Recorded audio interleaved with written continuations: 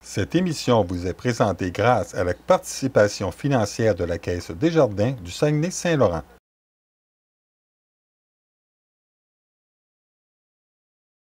Bonjour mesdames et messieurs, j'espère que vous allez bien et bienvenue à votre nouvel épisode de la saga À nous la côte! Nous sommes Teresa Fortier et Sarah Villemer. et nous sommes heureuses de vous accompagner tout au long de l'été avec un nouveau concept d'émission fruité et léger.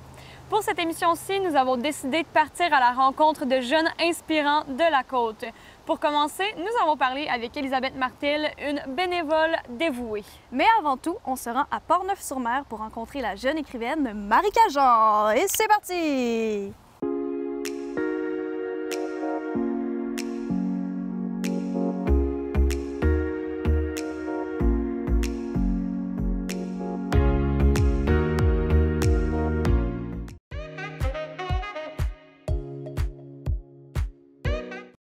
On est présentement avec la jeune Marika Jean, âgée de 11 ans, à Portneuf-sur-Mer. Comment tu vas, Marika? Très bien.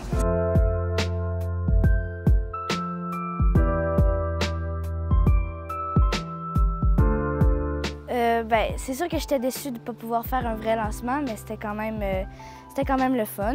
Donc, il a fallu qu'on tourne une vidéo, puis après ça, l'éditeur l'a mis en ligne.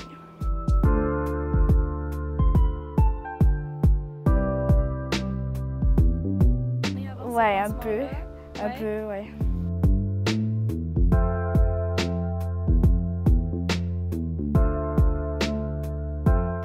Non, mais il y a beaucoup de livres de vendus, fait que d'après moi, il y en a beaucoup qui l'ont regardé.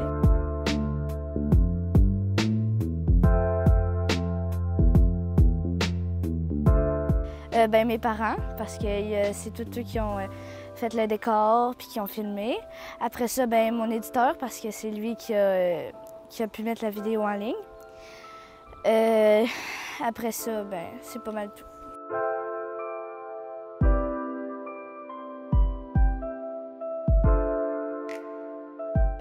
On a mis des rideaux derrière au motif de la jungle. Après ça, on a mis plein de melons d'eau, puis les toutous de glouton.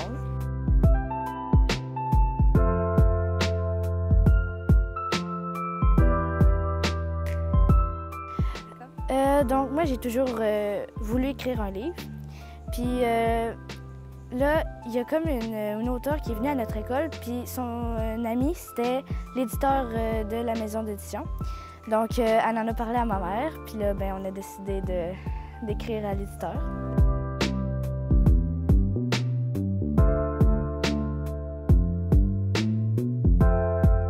C'était vraiment le fun. Ouais, c'était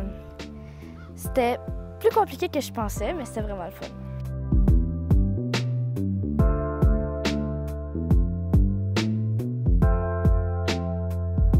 Premièrement, faut, quand on a terminé de l'écrire, il faut l'envoyer à la réviseur. Fait que là, faut le corriger quelques fois. Après ça, ça va être les illustrations. Nous, on avait des toutous, fait que c'était la couturière, puis après ça, on l'a fait imprimer.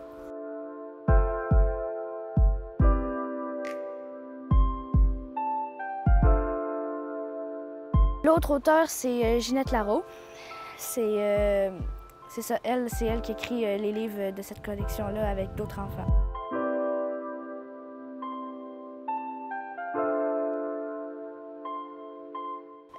Glouton, il aime beaucoup les melons d'eau, mais l'affaire, c'est qu'il ne veut pas partager. Donc, pendant l'histoire, il faut qu'il apprenne le partage.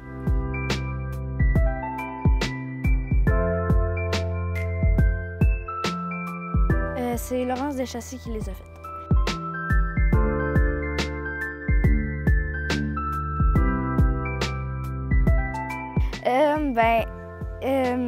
Mes amis les plus proches, ils savaient que j'aimais beaucoup lire puis écrire aussi, donc ils n'ont pas vraiment été surprises, mais ils étaient contents.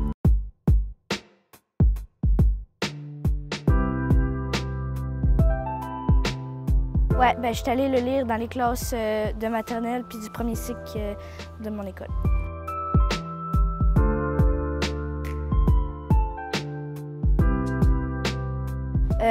Pas encore, parce qu'ils l'ont pas encore reçu, mais ils l'ont acheté.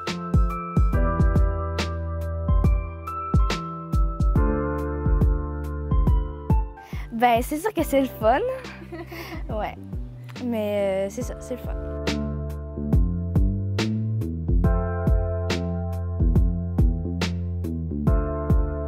Ben, c'est surtout les romans. Je lis beaucoup de romans tout le temps. Fait que c'est surtout les romans, mettons, d'horreur puis d'action que j'aime beaucoup.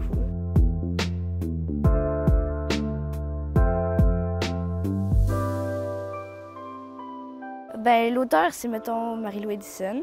Ça, je l'aime beaucoup. Puis Geneviève Guilbeault aussi. Ça, c'est mes deux préférés. Ça, c'était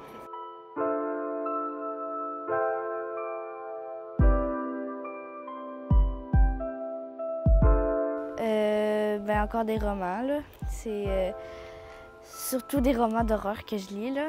Fait que là, c'est ça.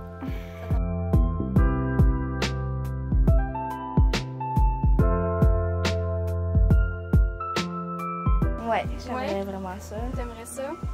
Est-ce qu'il y aurait un autre métier que tu vois ou tu aimerais vraiment... J'aimerais vraiment ça, ouais.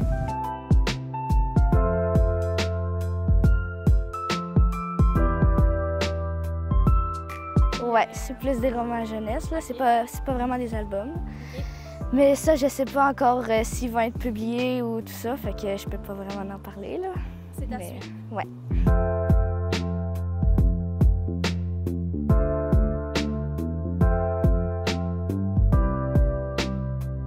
Je vais écrire, c'est sûr. Je vais continuer d'écrire d'autres livres, puis je vais certainement beaucoup lire. Ça, c'est comme d'habitude.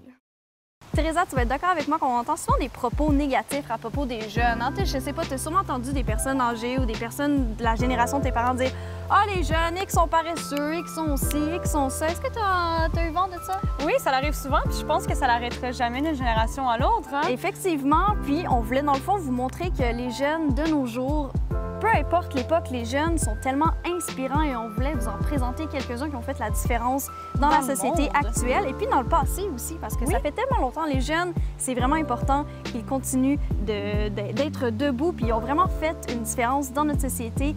Donc c'est pour ça qu'on fait un portrait des jeunes inspirants du coin, d'ici, mais aussi d'ailleurs dans le monde.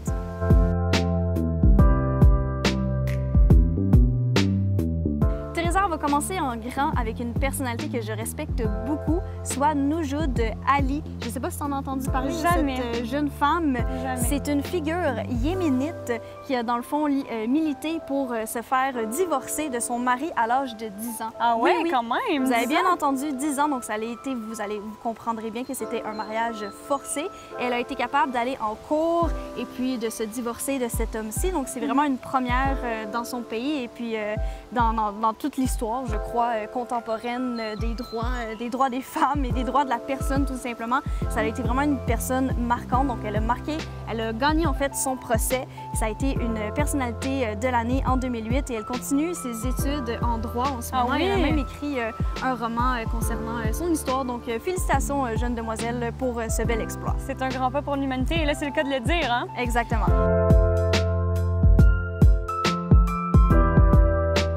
Ensuite, nous avons Annelies Marie Frank, mieux connue sous le nom de Anne Frank, hein, l'une des victimes juives les plus populaires de l'Holocauste, qui a pris fin en 1945, malheureusement.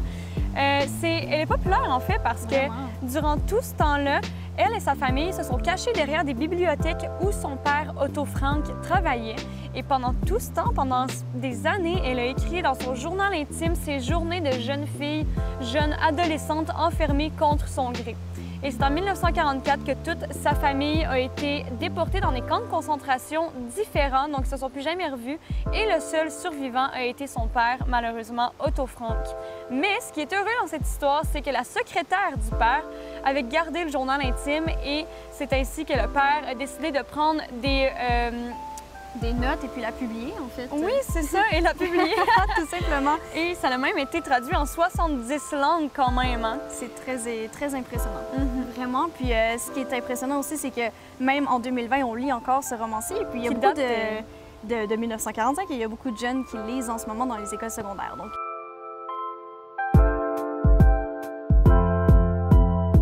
Un autre jeune, Teresa, qui a marqué notre époque, c'est vraiment l'écrivain Christopher Paolini. J'aime ça dire son nom, c'est comme exotique un peu.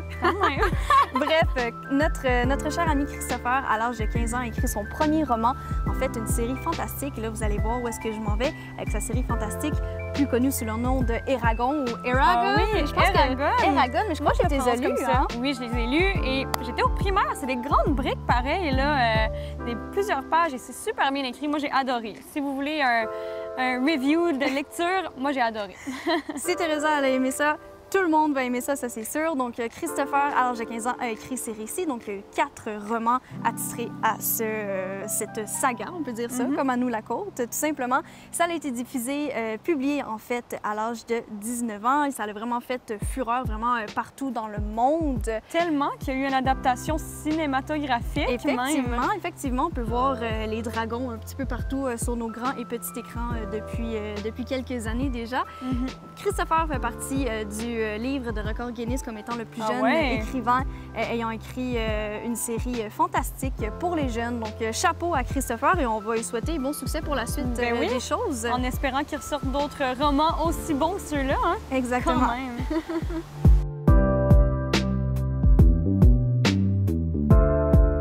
Ensuite, nous avons une jeune femme qu'on a probablement entendu beaucoup parler au Canada, même dans les dernières années, la jeune Automne Pelletier, qui est une avocate pour l'eau potable dans les réserves autochtones. J'ai oublié de mentionner que c'est une jeune fille qui vient des réserves de Première Nation de Wickwamcoon en Ontario. Et c'est déjà à l'âge de 8 ans qu'elle assistait à des cérémonies d'eau.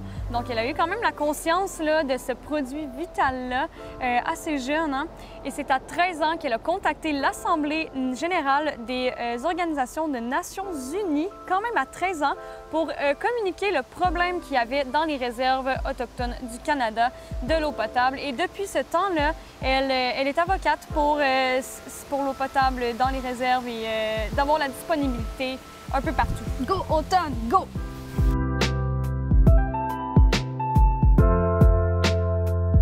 Il y a une autre personne que je vais te parler, Teresa, parce que là, nous, en ce moment, on est des journalistes professionnels, on fait bien notre métier, mais sache qu'il y a des jeunes personnes qui commencent très tôt le métier de journaliste et je vais t'en parler une en particulier. Donc, c'est Heidi Lysiak qui a commencé sa carrière très tôt, à l'âge de 7 ans, en fait. 7 ans, quand même? Oui, vraiment. Et puis, c'est la plus jeune membre de la Société des journalistes aux États-Unis, donc très important à souligner. Et elle a écrit son premier billet dans un journal à l'âge de 7 ans, alors qu'elle enquêtait, en fait, sur un meurtre qui s'est passé dans son quartier en Pennsylvanie. C'est surprenant, là! Vraiment, là. Donc, elle a vraiment fait l'enquête de A à Z. Donc, elle a fait l'enquête, la recherche, l'écriture, et ça a été publié plus tard dans le journal de son quartier. Donc, elle est rendue très populaire dans son coin. Elle écrit même en ce moment pour le Orange Street News en ce moment. Donc, on lui souhaite un excellent succès et une belle carrière journalistique, Heidi.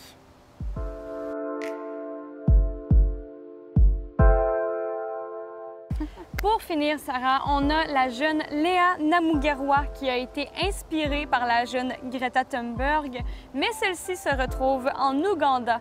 Donc, elle est militante environnementale pour l'Ouganda et elle a commencé son processus, disons, en faisant les Fridays for Future, c'est-à-dire les vendredis pour le futur, lorsqu'elle décide de couper sa journée d'école du vendredi et aller militer pour l'environnement. Et elle a réussi quand même à rallier plusieurs jeunes Ougandais de son âge pour militer pour ce combat-là, qui était quand même assez présent dans le pays parce qu'on lutte beaucoup pour la sécheresse et ce qui amène aussi à l'impossibilité de l'agriculture, donc de l'approvisionnement dans plusieurs secteurs de ce pays-là.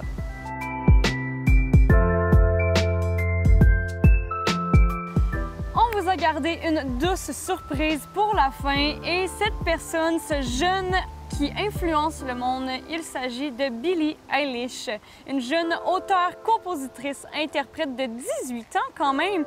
Et là, c'est aujourd'hui ça qu'elle a 18 ans, mais elle a commencé dans ses débuts en fin 2016, je crois. Donc, il y a quelques années, il y a 4 ans, elle avait 14 ans. Là. Elle était jeune, elle était jeune. Puis dès ce qu'on a vu, parce qu'on a fait nos recherches très sérieuses hein, sur les YouTube, le Carpool Karaoke. Et puis, elle a tout simplement écrit ses chansons avec son frère. Donc, c'est la composition de chansons et de musique, tout simplement, dans sa chambre. Vraiment, Billie, toi, tu l'aimes beaucoup, hein? C'est une jeune qui est très... Moi, je l'aime bien. Je trouve qu'elle a vraiment... Elle s'est propulsée vers son rêve. Oui. C'est vraiment le cas de le dire quand on écoute son histoire. Puis ça lui a permis de gagner en fait plusieurs prix, dont l'un dans le 62e des Grammy Awards l'année dernière, en 2020, concernant la chanson de l'année, Bad Guy, dont l'album de l'année aussi est l'artiste de l'année. Donc, on lui souhaite un grand succès pour les prochains mois, les prochaines années. Puis c'est une activiste aussi, donc peut-être qu'elle va faire une future collaboration avec Greta. Qui sait?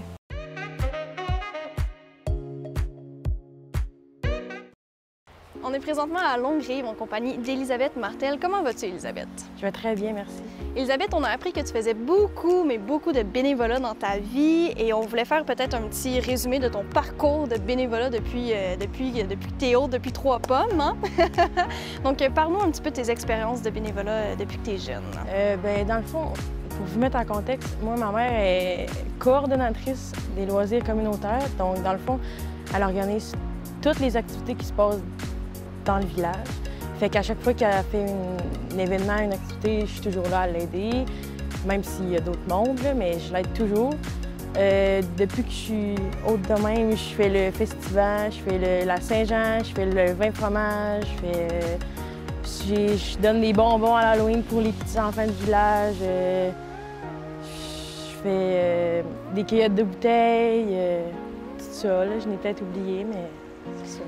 Qu'est-ce que tu aimes organiser? Parce qu'on voit que c'est vraiment beaucoup des événements. Donc, qu'est-ce que tu aimes dans le fait d'organiser des événements? Bien, j'aime ça parce que s'il n'y avait pas de bénévoles, il n'y aurait pas d'événements. Fait que j'aime ça organiser ça parce que ça prouve au monde que, bien, pas sans nous, mais sans toute la communauté, il n'y aurait rien, il n'y aurait aucune activité. Puis j'aime ça, ça me tient à cœur, puis c'est ça. Ta mère est organisatrice d'événements. Toi, tu l'aides beaucoup depuis que tu es jeune. Est-ce que tu dois peut-être plus tard être en événementiel, justement? Bien, déjà, mon métier est choisi, ça fait longtemps. C'est quoi ton métier? J'étudie l'année prochaine en éducatrice à l'enfance. Donc, mais c'est sûr que malgré ma job, sûrement, éventuellement, j'aimerais ça faire du bénévolat au sein de ma communauté. Donc, si je comprends bien, tu vas faire ta technique à l'enfance. Donc, c'est pas nécessairement dans l'événementiel, mais c'est vraiment redonner toujours au suivant, toujours être près des gens. Donc, ça, c'est vraiment quelque chose qui t'interpelle depuis que tu es jeune. Là. OK. Pourquoi faire du bénévolat? Est-ce que tu trouves ça cool, faire du bénévolat? Oui, je trouve ça cool parce que ça t'aide les gens, puis les gens te redonnent toujours. Tu te fais toujours remercier. C'est le fun que les gens sont reconnaissants quand tu aides, puis c'est cool, oui, c'est cool. C'est fun. Parce que tu ressens que tu as de la gratitude. Puis j'imagine aussi que tu t'es fait peut-être un cercle d'amis qui font du bénévolat aussi. Tu as rencontré plusieurs personnes. De mon âge, c'est quand même rare, mais c'est surtout des personnes âgées. Fait que ce serait le fun qu'il y en ait plus de mon âge, puis qu'il y ait de la relève. Justement, qu'est-ce que tu dirais aux jeunes de ton âge qui voudraient peut-être s'initier au bénévolat en quelques mots? C'est le fun parce que, comme je disais, les personnes âgées, ils seront plus là un jour. Fait que là, il va falloir qu'il y ait de la relève. Fait que s'il n'y a pas de relève, il n'y aura plus d'activité. Puis s'il n'y a plus d'activité, il n'y aura rien. Est-ce que tu t'entends bien avec les personnes âgées? Est-ce que tu sens que vous vous apportez peut-être mutuellement des connaissances? Oui, c'est le fun parce que les autres, ils t'apprennent de plus en plus. Puis aussi, c'est le fun que quand tu fais du bénévolat pour eux, les personnes âgées, c'est toujours eux qui te remercient le plus, qui sont le plus reconnaissants, puis c'est ça que j'aime. Donc, la reconnaissance des personnes âgées. Tu fais aussi de l'organisation pour ton bal de finissant, oui. Mais là, il y a eu revirement de situation avec la pandémie que l'on a connue, donc la situation est différente. Comment toi et ton équipe avez dû gérer un petit peu, parce qu'il y en arrive des imprévus, comment vous avez géré l'imprévu du bal de finissant? Dès que l'école a fermé, on n'a plus eu grand contact, fait qu'on ne savait pas trop ce qui se passait. On avait entamé des démarches pour plusieurs choses. On a fallu qu'on arrête tout ça. Puis là, une semaine, on a su que justement, on allait avoir une collation des grades le mardi le 23 bientôt. Puis c'est pas mal ça. Pour le moment, on sait juste ça. Est-ce que tu as hâte? Oui. Pas pire. J'ai hâte de revoir toute la gang, mais... C'est vrai, on va se le rappeler, au secondaire, malheureusement, vous n'avez pas pu retourner à l'école encore. Donc, ça va être le fun de revoir tes camarades de classe pour une dernière fois et tes professeurs aussi. Ouais. Cool! À quoi ressemble ton été? Est-ce que tu as prévu faire du bénévolat cet été? Bien, là, comme ma mère m'a dit, il n'y a pas de Saint-Jean, il y a sûrement pas beaucoup d'événements cet été, mais c'est sûr que si j'ai la chance, je vais en faire. Puis à part de ça, je travaille au terrain de jeu ici à Longueuil. OK. C'est quoi c'est quoi tes principales tâches au terrain de jeu? Bien, je suis animatrice, là, fait que je m'occupe des petits enfants toute la journée. Puis j'aime bien ça. Là. Fait que tout se suit un petit peu dans ton parcours, Elisabeth. Là. Tu fais du bénévolat, tu contribues dans ta société, dans ta communauté, puis en plus, bien, tu t'en vas en technique à la petite enfance. C'est où ta technique? À Jonquière. À Jonquière? Oh! Fait que tu déménages. Est-ce que tu as hâte de déménager? Est-ce que tu te sens bien? Ouais. Ouais? Tu as trouvé ton appartement, donc c'est fait, là. Ouais. Est-ce que tu penses peut-être faire du bénévolat outre... Peut-être, s'il y en a, je sais pas, sûrement. À suivre. À suivre. À suivre. Bon, mais Elisabeth, c'était pas mal tout pour mes questions. Merci. Ça fait plaisir. Bonjour, mesdames et messieurs, et bienvenue à votre premier quiz Yo les jeunes! Ici Sarah Villemer. Et Teresa Fortier. Et nous sommes ici pour faire un questionnaire, le premier quiz consacré 100% aux jeunes célébrités québécoises qui ont fait la différence dans notre société.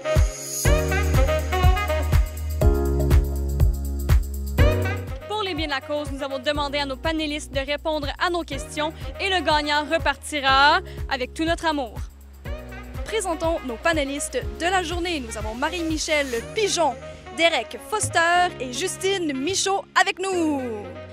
Merci d'être avec nous, les jeunes. Comment on se sent pour participer au premier quiz 100% jeunesse? Bien, je suis bien contente de participer à ça. Super. Et Derek? Je me sens choyé de participer à une émission comme ça. Ah, on est choyés de t'avoir avec nous. On est entouré de bonnes personnes, fait que ça va être bien le fun. Super. Mais on vous remercie. Vous êtes prêts tout le monde? Ouais. Première question. Qui suis-je? Je suis une actrice québécoise née le 27 mars 2000 à Windsor. Je me suis fait connaître au grand écran par mes rôles dans les films de Monsieur Lazare et La voleuse de livres. Qui suis-je? Marie-Michel, ta réponse? Sophie Nélis.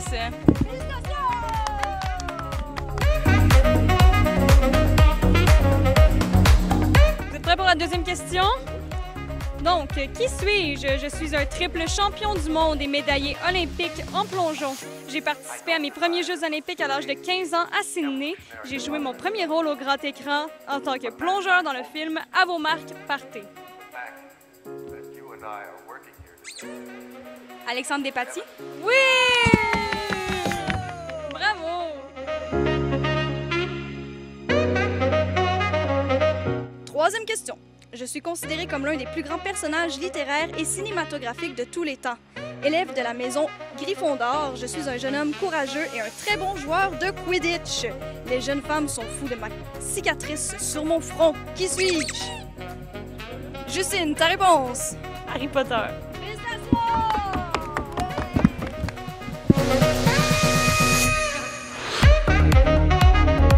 Un premier point pour Justine. Nous sommes déjà à notre quatrième question et ça s'en va comme suit.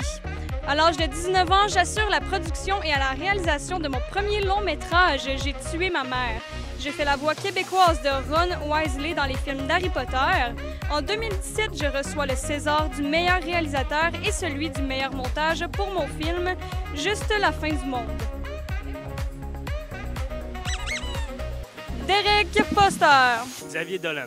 Oui, bonne réponse!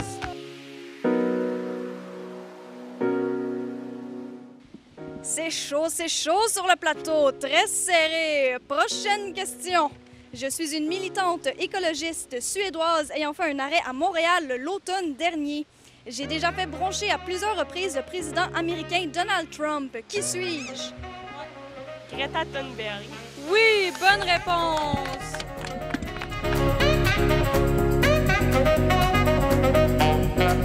On arrive à la fin du premier quiz 100% jeunesse. Il nous reste plus que 2 questions. J'ai étudié en médecine à l'université McGill. En 2014, j'ai été sélectionnée lors du repêchage de la National Football League en 6e ronde. J'ai remporté mon premier Super Bowl à l'âge de 29 ans aux côtés des Chiefs de Kansas City. Laurent Duvernay-Tardy. Oui!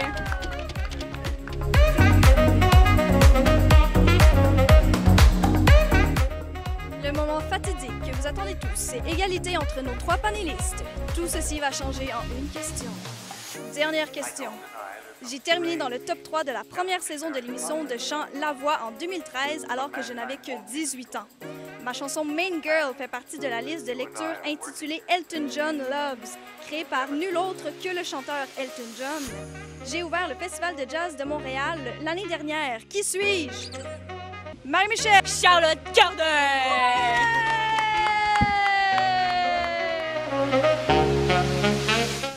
Mais quelle victoire, mesdames et messieurs! Quel match! Faut le rappeler, Marie-Michel Pigeon, grande gagnante de notre première édition du quiz Yo les jeunes! Marie-Michel, tes réactions? Ah, je suis fière. Je suis vraiment fière. On est très fiers de toi, Marie-Michel. On voit que tu as de grandes connaissances générales, mais il faut souligner aussi l'effort de tes partenaires, de tes coéquipiers. On va se le rappeler. Donc, on a Justine et Derek. Très bel effort de la part de tout le monde et on espère vous revoir très bientôt pour le deuxième épisode de notre quiz. Et c'est ce qui conclut notre premier épisode de quiz Yo les jeunes! Yo les jeunes! Pour un match serré de 3-2-2 pour Marie-Michel Pigeon. On félicite encore nos 3 participants. Merci Teresa d'avoir participé et excellente animatrice de quiz, je dois le dire. Merci beaucoup à toi aussi, Sarah Villemère. À la prochaine! C'est ce qui conclut notre épisode spécial jeunesse de notre émission À nous la cause sur les ondes de TVR7. Merci à tous d'avoir été à l'écoute et n'hésitez pas à nous écrire, commenter, partager, aimer nos vidéos et aller voir notre page Facebook TVR7. Ça fait toujours plaisir de vous écouter et de vous lire. Intéressant, Ah oui. on adore les commentaires. On vous souhaite sur ce une excellente soirée et à la prochaine!